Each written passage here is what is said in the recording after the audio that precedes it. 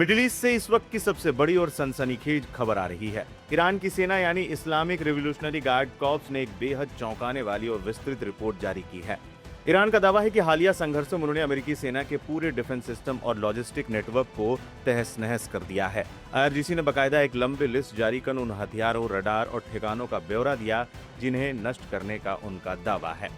America का radar और air defence system खाक, 7 कमांड और कंट्रोल सेंटर तबाह किए गए, 3 सैटेलाइट संचार प्रणाली तबाह की गई, 6 पेट्रियट एयर डिफेंस रडार नष्ट किए गए, 3 वायु और समुद्री नियंत्रण और निगरानी रडार नष्ट किए गए। इसके अलावा 8 अर्ली वार्निंग रडार सिस्टम भी उड़ा दिए गए, 7 air based missile defence radar भी नष्ट किए गए। इसके अलावा 3 एफपीएस रडार सिस्टम भी आईआरजीसी ने उड़ा दिए।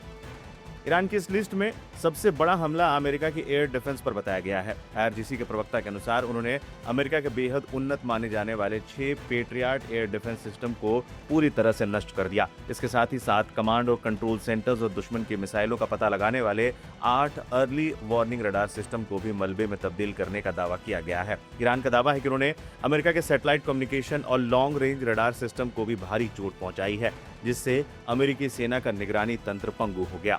सैन्य बुनियादी ढांचे और ठिकानों पर चोट, 6 MQ-9 ड्रोन हैंगर तबाह किए गए। इसके अलावा एक F-15 fighter jet preparation hanger भी उड़ाया गया, एक ड्रोन हैंगर, 2 कमांड सेंटर, एक एयरक्राफ्ट कैरियर रिफ्यूलिंग प्लेटफॉर्म, एक P-8 aircraft hanger, 4 HIMARS missile platform, 5 jet hanger, 5 fighter jet hanger, 4 patriot air defence complex, 6 missile launch platform. हमला सिर्फ radar पर नहीं हुआ। आईआरजीसी की रिपोर्ट के मुताबिक अमेरिकी सेना के इंफ्रास्ट्रक्चर और लॉजिस्टिक्स को भी निशाना बनाया गया।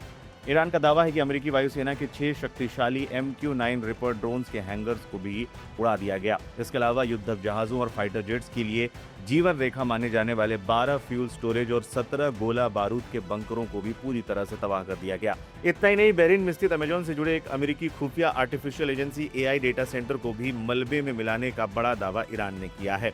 हवाई बेड़े और विमानों की तबाही, 11 फाइटर जेट और हेलीकॉप्टर, 17 टूही और ऑपरेशनल ड्रोन, एक F-15E फाइटर जेट, एक P-8A पेसिडॉन, एक C-17A Globemaster, 8 refuelling aircraft, 4 heavy helicopter.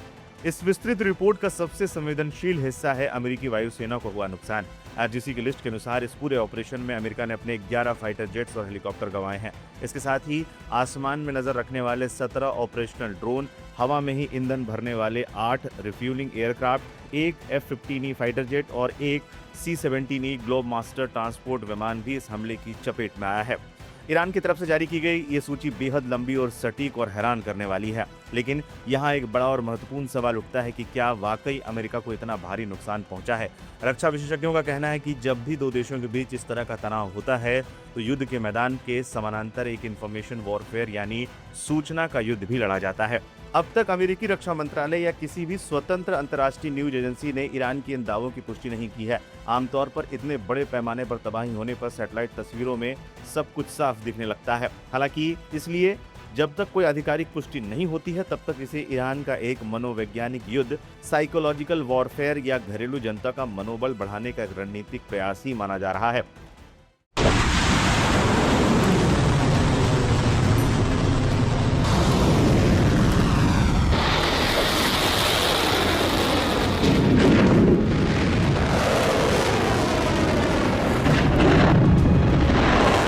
Iran समर्थित हूती विद्रोहियों की ओर से लगातार हो रहे मिसाइल और ड्रोन हमलों के बावजूद दुनिया के सबसे महत्वपूर्ण समुद्री मार्गों में शामिल बाब अल मंदेब जलडमरू मध्य से जहाजों की आवाजाही जारी है।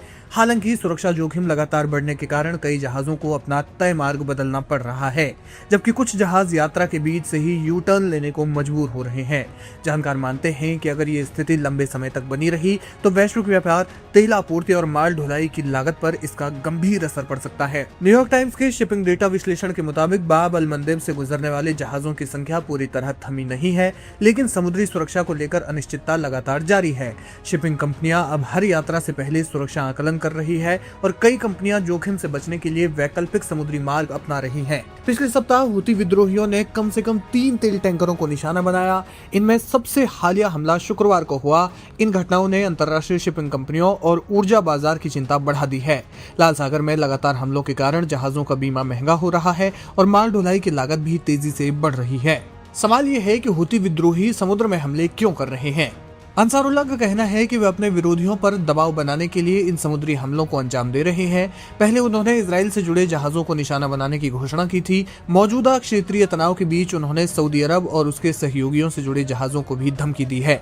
विश्लेषकों के मुताबिक हूती इन हमलों के जरिए न केवल अपने विरोधियों पर सैन्य और आर्थिक दबाव बनाना चाहते हैं, बल्कि ये भी दिखाना चाहते हैं कि वे दुनिया के सबसे महत्वपूर्ण समुद्री व्यापार मार्गों को प्रभावित करने की क्षमता रखते हैं। हूती ईरान समर्थित सशस्त्र समूह माने जाते हैं। ऐसे में जब भी ईरान और अमेरिका के बीच तनाव बढ़ता है या यमन में सैन्य कार्रवाई होती है, तो हूती लाल सागर और बाब अल मंदेब जैसे रणनीतिक समुद्री मार्गों पर हमले तेज कर देते हैं।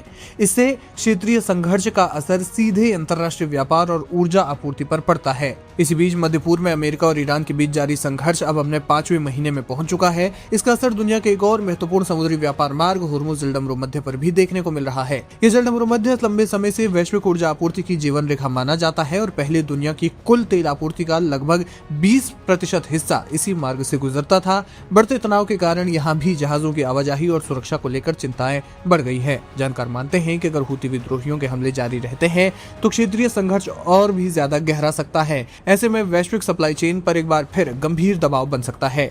इससे तेल की कीमतों में उतार चढ़ाव, माल ढुलाई की लागत में बढ़ोतरी और दुनिया भर में कई जरूरी वस्तुओं की कीमतों पर असर पड़ सकता है। ऐसे में बाब अल मंदेब और हुर्मुज़ जैसे रणनीतिक समुद्री मार्गों की सुरक्षा अब केवल क्षेत्रीय नहीं बल्कि वैश्विक आर्थिक स्थिरता का भी बड़ा मुद्दा बन गई है।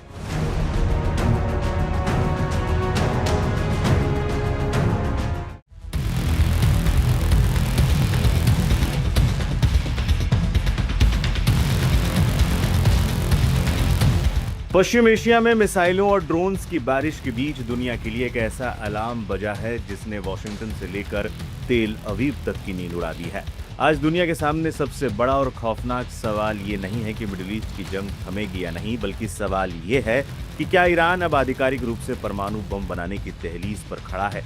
अमेरिकी खुफिया एजेंसियों के एक बेहद सनसनीखेज खुलासे ने हड़कंप मचा दिया है। रिपोर्ट दावा कर रही है कि ईरान का नया नेतृत्व यानी मुस्तफा खामनेई हर हाल में एटम बम हासिल करना चाहते हैं। न्यूयॉर्क टाइम्स की एक नई और एक्सक्लूसिव रिपोर्ट के मुताबिक अमेरिकी खुफिया एजेंसियों का आकलन है कि ईरान की परमाणु नीति में अब तक का सबसे बड़ा और भयंकर बदलाव होने जा रहा है। अब तक ईरान के सर्वोच्च नेता अयतुल्ला अली खामनेई सार्वजनिक रूप से परमाणु हथियार विकसित करने के खिलाफ रहे थे, लेकिन नए नेतृत्व की कहानी बिल्कुल अलग है। खुफिया आकलन कहता है कि नए सुप्रीम लीडर मुस्तफा खामनेई अपने पिता की दशकों पुरानी नीति और हिचकिचाहट को दफन कर परमाणु हथियार विकसित करने के लिए जी जान लगा रहे हैं।